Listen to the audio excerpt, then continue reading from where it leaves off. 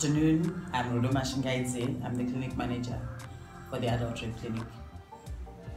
Good afternoon. I'm Florida Maketo, and I'm part of the Outreach and Awareness Department here at the Adult Rape Clinic. Okay, as you all know that April is Sexual Assault Awareness Month. So as Adult Rape Clinic, we looked for something or an event that we can use to just help people raise awareness on sexual gender-based violence and sexual assault, to be specific, rape, because that's what we do here. So there's a lot of misconceptions and myths surrounding rape issues in our societies. Firstly, because people don't even believe that it happens until it happens to them or someone they love or someone they know. And the reporting process, do people really report rape? Because we know worldwide that rape is one of the most underreported crimes because of the stigma, the fear, the shame, and so many things that people go through before they finally come out and say, I was raped. So we were really trying to look for something that we can do as an organization to just push that message forward and help people be aware that we do recognize that rape exists, that there is help available for survivors. That's number 2. Number 3, to sensitize the community on things that are rape related, that are sexual assault related, so that the next time somebody comes up to you and says, I was raped, you are more sensitized and you're more empathetic and able to relate to them and say, this is where you can get help and I'm able to assist or whatnot, because bit by bit, those are the things that survivors really need to hear when they open up about a sexual assault.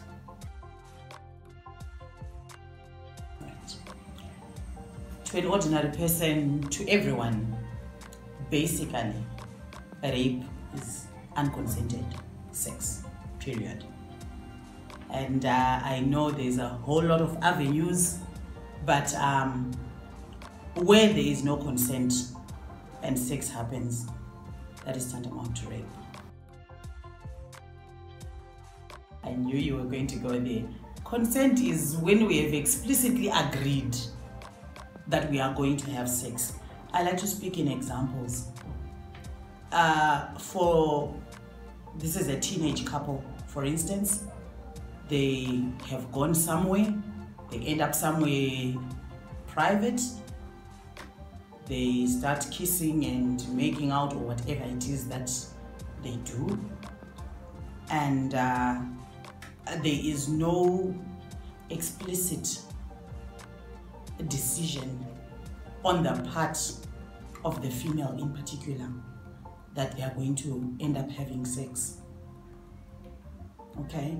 And at the end of the day, one event leads to another, and before they know it, sex is happening. And this girl actually says to this guy, no, this isn't part of the plan.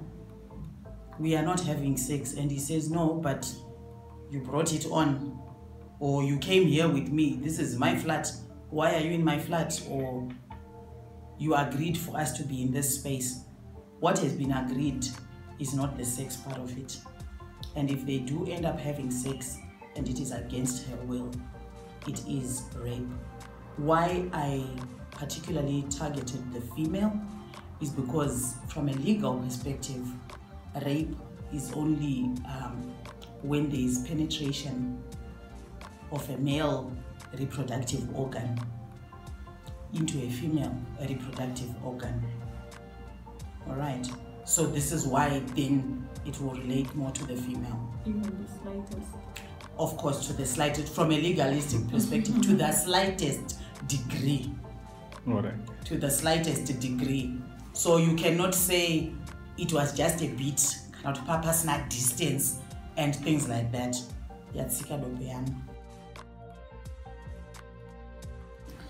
Oh, okay. I think the first thing was April as Sexual Assault Awareness Month was not being recognized much, maybe because we didn't know a lot about it, and maybe people emphasized more on the 16 days of activism against gender-based violence.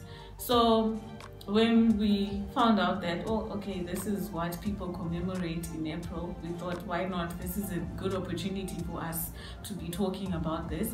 And I think if you are following a lot of the media and publications coming out, there has been a rise in rape cases. The ZRP recently released something on their Twitter handle talking about the rape cases that are occurring to female vendors that are selling their products. So it's those things. If you're paying attention to what's going on, then you will know that, okay, we're going through a time where this is happening, and what better chance and opportunity than to use it now and talk about these issues and at least bring out the light on any other issues that we don't necessarily get to talk about on any day. So Denim Day specifically was, now that we've talked about it the whole month, about sexual assault, what is it, what is consent, what is rape, all the forms of rape, and whatever other issue that we wanted to specify. Bringing people now to say, okay, now wear denim as a message of solidarity, that you too understand that this is a problem, that you too believe survivors, that you too can educate people on sexual assault as an individual. So I think that is the why now.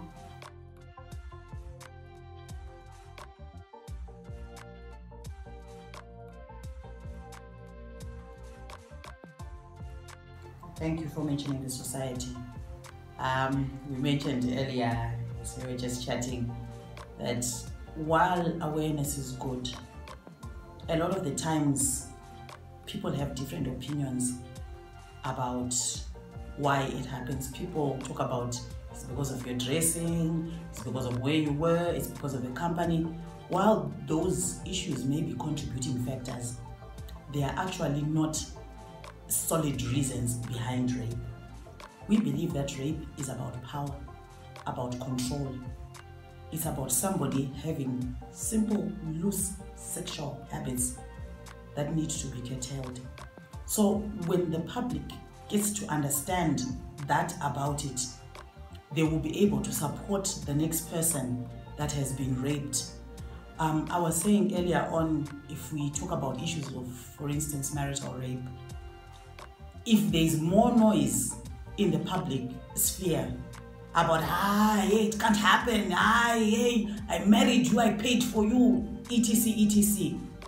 What that does, while it's healthy because it ignites a response in people, there's one small aspect in which it demeans the whole process, because that one person that is actually going through marital rape has been drowned by the voices of the public in the negative aspect, and they feel that if I come out and try to say anything about it, I'm under public scrutiny, and they will end up keeping quiet and squirming in their misery. And there's a lot of violence that's also involved around it. There's a lot of there's a lot of infection which is being brought into the marriage when you have issues of marital rape, for instance, and this person is keeping quiet because the public says it can't. And when that happens, we are ruining that life. And for me, this is the person that I'm wearing denim for, Tascana. Look out there, people are suffering. There's another group which is badly affected by society, and that's the males. Males get sexually assaulted by women too often, and they don't talk about it often enough. Why? Because any bunch of men in a corner throw in this thing and say, guys, John was raped by 4 women. The first response you will get is Ashigoni and stuff like that.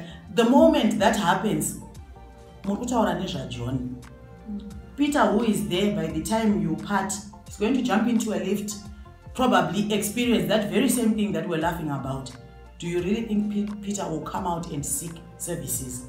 That public opinion is going to cloud his mind, and he'll end up saying, it still happens even in rape in females in general, in all spheres.